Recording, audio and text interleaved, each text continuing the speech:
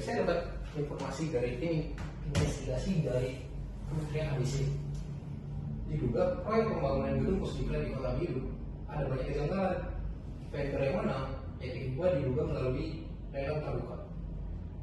Bahkan muncul kabar adanya pemberian hadiah berupa voucher umroh kepada salah satu pejabat. Voucher umroh itu udah termasuk indikasi gratifikasi loh. Siapa aja yang disebut? Pejabat inisial FA dan istrinya. Informan saya menyebut ada bukti komunikasi informal melalui WhatsApp yang mengarahkan proses pemilihan vendor, termasuk instruksi langsung pada bawahnya untuk membereskan agar PT UBA yang menang. Kalau begitu, kasus inilah yang untuk diaudit secara menyeluruh. Kita bisa mulai dengan mengklasifikasikan dugaan penyimpangan dan membuat kerangka awal audit investigatifnya. Berdasarkan informasi awal, kita bisa kategorikan sih kalau ini penyimpangannya menggunakan pendekatan Frat Hexagon. Ada 6 unsur yang perlu kita pastikan. Yang pertama tekanan, kesempatan, rasionalisasi, kapabilitas, arogansi, dan juga kolusi. Ya, benar banget. Tekanannya bisa dari kepentingan personal atau relasi antara FH dan vendor PT UBA. Kesempatannya jelas karena FH punya kontrol langsung atas pengadaan barang.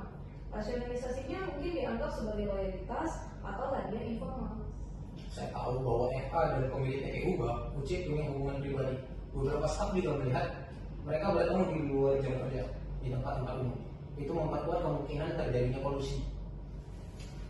Kalau begitu, mari kita bahas aspek teknisnya secara sistematis. Kita akan mulai alurnya mulai dari pengadaan dan pelaksanaan proyek. Maka dari itu, di sini pertama kita akan melakukan analisis menggunakan 5W2H. Jika dianalisis menggunakan pendekatan 5W+2H, ada aspek what, yang mana terjadi pelanggaran prosedur pengadaan. PT UBA ditunjuk tanpa seleksi terbuka dan diduga telah diarahkan sejak awal melalui kerangka acuan kerja atau KAK yang dibuat secara tidak netral. Lalu untuk aspek U, saudara FH pelaku penjabat utama, WI sebagai perantara atau bawahan dari saudara FH, UC sebagai pemilik PT UBA, dan lalu juga ada divisi perencanaan, teknis, dan keuangan yang diduga memiliki peran dalam mendukung atau membiarkan proses ini berjalan. Lalu untuk aspek where, pelanggaran terjadi di lingkungan kerja Kementerian ABC di Kota Biru. Lalu terdapat pertemuan informal antara saudara FH dan UC yang terjadi di tempat umum, yaitu parkiran pusat perbelanjaan mall. Lalu untuk aspek when, penyimpangan terjadi sejak akhir 2022, dimulai dari penyusunan KAK hingga proyek selesai akhir 2023. Investigasi dimulai pada Januari 2024. Untuk aspek Y, diduga karena adanya tekanan untuk memenangkan pihak tertentu, yang dimana sistem pengawasan internal dikatakan lemah. Rasionalisasi, kapabilitas, serta hubungan personal antara penjabat dan vendor memperkuat terjadinya kecurangan. Untuk aspek how, dokumen KAK diarahkan agar hanya PT UBA yang bisa memenuhi kriteria. Dokumen pembayaran seperti invoice juga tidak divalidasi secara wajar, dan proses pencairan dilakukan tanpa pengujian substansi. Untuk aspek how much, proyek senilai 50 miliar ini tidak disertai dengan data pembanding seperti HPS atau harga perkiraan sendiri. Hal ini membuka kemungkinan adanya markup ataupun penggelembungan harga. Audit dilakukan melalui 3 tahapan. Yang pertama, tahap pra-perencanaan, mengidentifikasi risiko penyimpangan dan ketidaksesuaian kebijakan pengadaan. Tahapan kedua merupakan perencanaan audit, menyusun strategi pemeriksaan berdasarkan dokumen pengadaan, kontrak, komunikasi, informasi, serta bukti transaksi. Tahapan ketiga yaitu pelaksanaan audit, meliputi wawancara dengan pihak terkait, verifikasi dokumen, penelusuran vendor, dan analisis sistem pengendalian internal.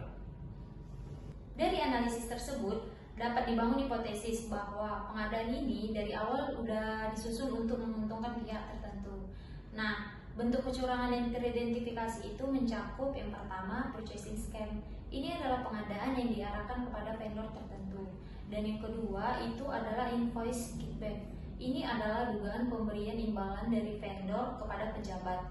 Dan yang ketiga itu ada collusion. Collusion ini adalah kerjasama antara pejabat internal dengan juga pihak eksternal.